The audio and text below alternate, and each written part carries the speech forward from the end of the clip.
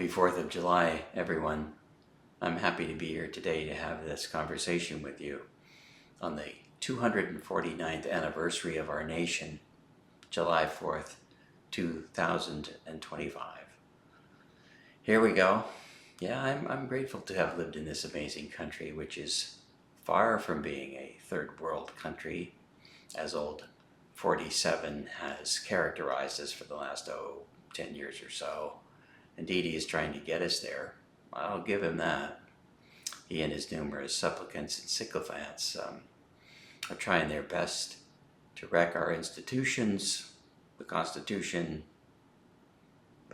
wreck the respect for the laws, accepted progress, the freedoms and guarantees. So long and hard fought for many,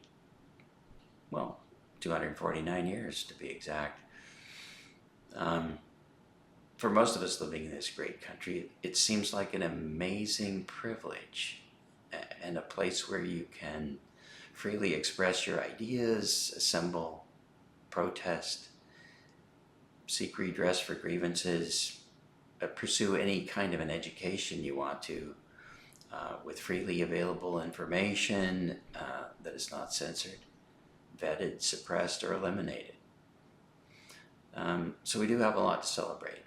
You know, the fact that I can make this broadcast at this moment, and perhaps tomorrow, if I'm fortunate, and the rest of us are fortunate to be able to watch and listen to it, and to make our own podcasts, because if we can do that, we're going to be able to continue the quality of life that we're so used to, and that I'm about to I'm about to introduce our new podcast from the day, which we have just recorded with my partner Elmer Beard, along with our special guest, journalist and author Cassidy Kendall, who's a young woman who has been a bit aware of our American history.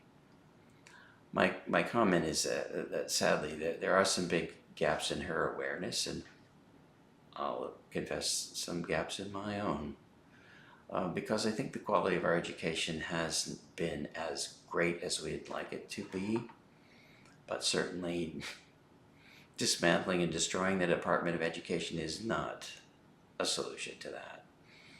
Reinforcing, reinvigorating, re-characterizing, re-energizing, and putting our best opportunities into developing education that allows people to bring in diverse ideas of all kinds that are within the framework of our legal system and our Constitution, and even those that aren't, that are not, actually put into practice. Any idea is acceptable in a free speech country, in a free speech environment. Our liberties are really great, and they're worth fighting for, and fighting hard for, in my opinion. And I have been, and I am willing to continue to fight, to protest, to write, and to call my representatives over time. So having said that, I just wanted to say that, my partner and Elmer and I, my podcast partner, call our channel A Conservative Conversation. And so I would like to just reference what that means. So let me just bring this up here in terms of something that I can read and share with you. Yeah. So, doing a little research, I looked this up, and I found a definition that I concur with. I didn't just handpick it. It really was the first one that came up. So it says, a conservative conversation typically refers to discourse involving conservative principles, values, or political ideologies. Such conversations may focus on preserving traditional institutions, advocating for limited government, promoting free market economics, and emphasizing individual responsibility and patriotism. Okay, I'm pretty much on board with most of that. I would say promoting free market economics may not be the ideal circumstance because what we can determine from observing history and the value of establishing things like the Environmental Protection Agency, which has done a great deal to help us clean up a lot of our polluted land, water, air resources, and to curtail the just for profit soiling and polluting, poisoning of our living space by folks that are just thinking about the moment and then making a dollar are good things. So the free market part of it, I can argue with, but generally speaking, we're primarily thinking about preserving traditional institutions like USAID for one, the Department of Education, wonderful. Also, how about the Constitution of the United States, wonderful thing. It's a document that has been too long neglected, and much of its language is a little bit antiquated. Probably needs a lot of updating and upgrading. But we have the capacity to do that, especially now with the advent of some of the benefits of artificial intelligence, even though some of the detriment of artificial intelligence may be something that we have to, no, it is something I know we have to regulate, we have to direct it, because without that, we're subject to any kind of enslavement, if you will, or who knows, the elimination of the species if we're not careful. So, the downside of artificial intelligence is extraordinary. So anyway, I just wanted to mention that, we call ourselves a conservative conversation, but, in the common vernacular, conservative means, drill baby drill, and I'm not sure what's conservative about that and all the things that go along with that kind of a perspective. So I wanted to also share some fundamentals about what our founding fathers had in mind for us. And so the next thing I want to touch on is a fundamental document that is kind of the reason that we're even having this conversation on this day. And as you know, the document is called the Declaration of Independence, which was written and submitted to and signed in Congress July 4th, 1776. And just for reference, many of you may remember this, that Thomas Jefferson is attributed with having written the Declaration of Independence. And to be more precise, he was appointed by the Committee of Five, which included John Adams, Benjamin Franklin, Thomas Jefferson, Robert R. Livingston, and Roger Sherman, to draft the document. And then Jefferson wrote the first draft, which was then edited by the Committee of Five, but we just mentioned their names, and then by the Continental Congress at the time, which was the leadership from the different 13, they were just about to call them states of the United States of America. And although the work was a collaborative effort, it was primarily given credit primarily to Thomas Jefferson as the main author. And it reads like this. In Congress, July 4th, 1776, the unanimous declaration of the 13 United States of America. So they've already declared. When, in the course of human events, it becomes necessary for one people to dissolve the political bands which have connected them with another, and to assume, among the powers of the earth, the separate and equal station to which the laws of nature and of nature's God entitle them, a decent respect for the opinions of mankind requires that they should declare the causes which impel them to the separation. So obviously they were talking about the 13 states of the United States declaring their independence from England, commonly known as Great Britain, and the king. We hold these truths to be self-evident, that all men are created equal. Modern language would say all people.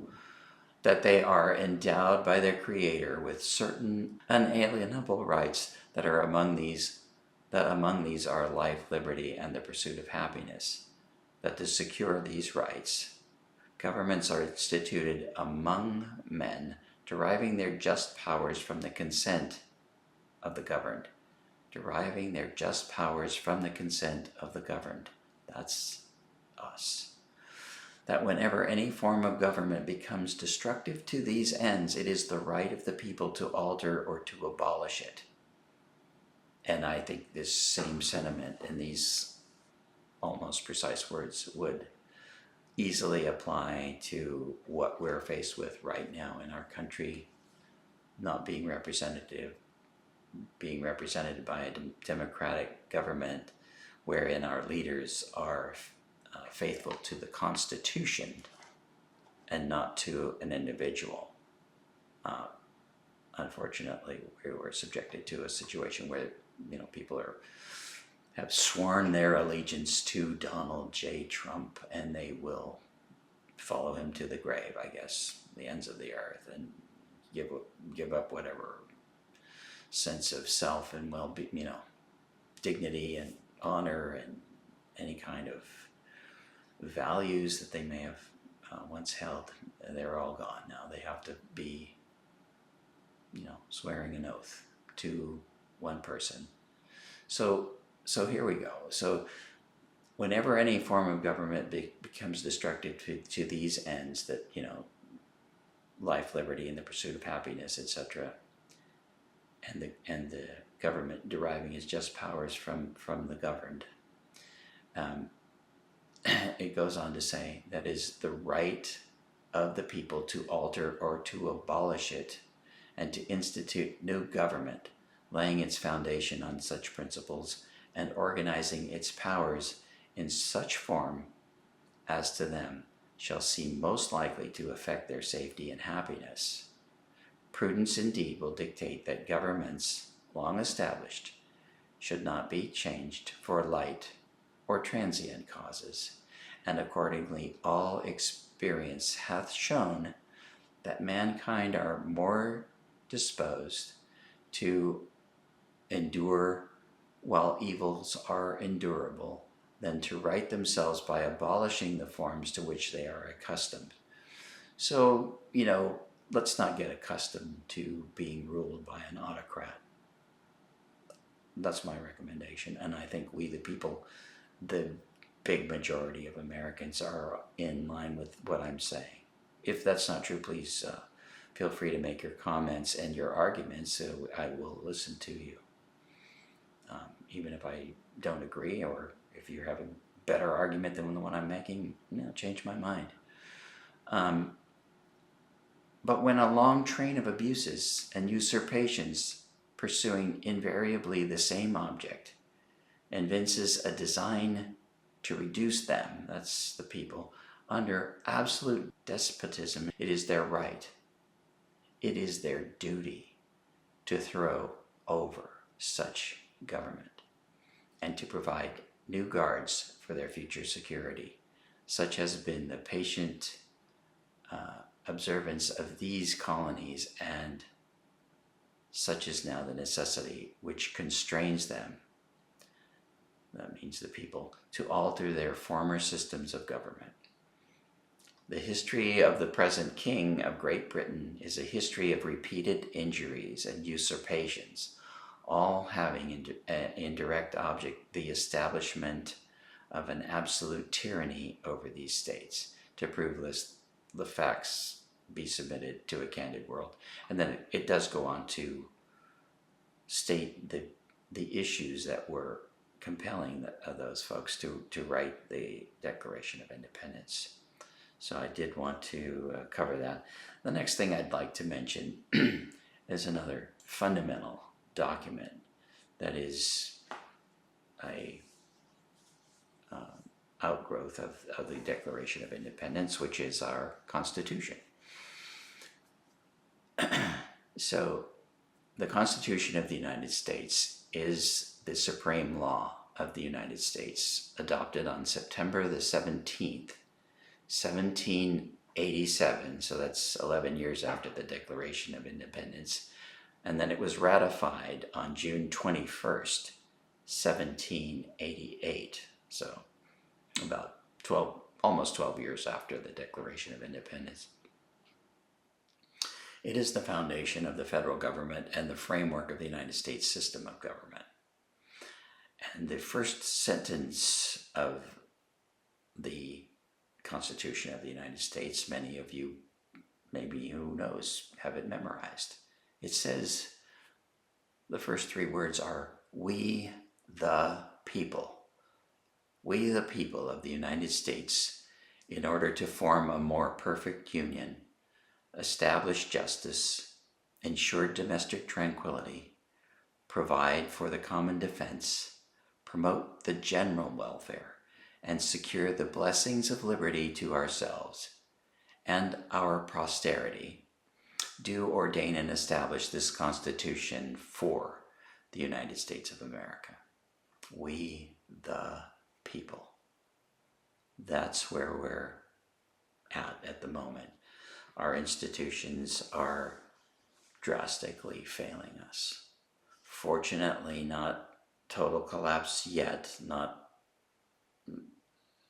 obsequious, bending the knee and letting go of our values. It's not universal, because we, the people, are really making a lot of noise against this. And we will not be silenced. We will not be quiet. We will continue to fight to regain our democracy, and maybe an improved democracy. I'm very confident that will happen. So there are a couple of things aside from the preamble.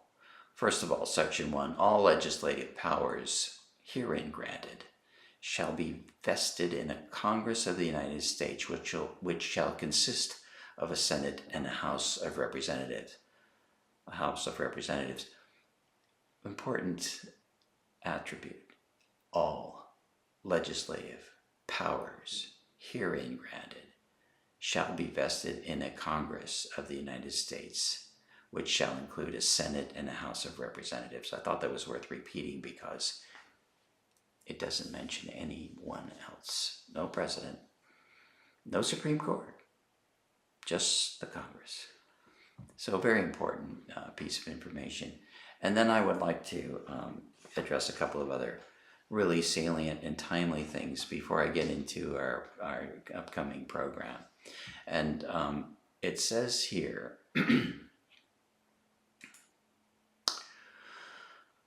in Section 1 of Amendment 14, all persons born or naturalized in the United States and subject to the jurisdiction thereof are citizens of the United States. All persons born. And of the state wherein they reside. So if you were born in, New Mexico, you're a citizen of New Mexico and the United States. Every state in the Union, same situation. Alaska, Arizona, Alabama, go down the list. All states, it's declared in our Constitution that is the case. So if you're born here, regardless of circumstance, who's your parent? No issue. Doesn't matter where they came from. And the reason I mention, of course, is because of Donald Trump's executive order banning birthright citizenship. Can't be done. The other thing I wanted to look up for us all here is Congress, this is Amendment 1. So this is what we consider the Bill of Rights, Amendments 1 through 10. Amendment 1 to the Constitution, ratified December 15th, 1791. just 3 years after the original version of the Constitution was ratified, which was in 1788. So the Congress shall make no law respecting an establishment of religion. Very important, right? Respecting an establishment of religion, or prohibiting the free exercise thereof, or abridging the freedom of speech or of the press. Think about that now. So, what do you want to do? You want to come out and sue CBS, ABC, MSNBC, blah, blah, blah, NBC, for, views that they've expressed about opinions about what they think about the facts regarding the current president of the United States? Don't you think that flies in the face of Amendment 1? Anyway, so abridging the freedom of speech or of the press or of the people peacefully to assemble and to petition the government for a redress of grievances. So that means you can assemble anytime, any place, anywhere as an American citizen and say, we do not believe that this government is doing the right thing. So with that, thank you very much for indulging me. I hope you've enjoyed this and maybe learned a little bit of something. And if you have any comments or requests, please let us know. Thank you very much, and I hope you'll enjoy our upcoming episode right now. Thank you.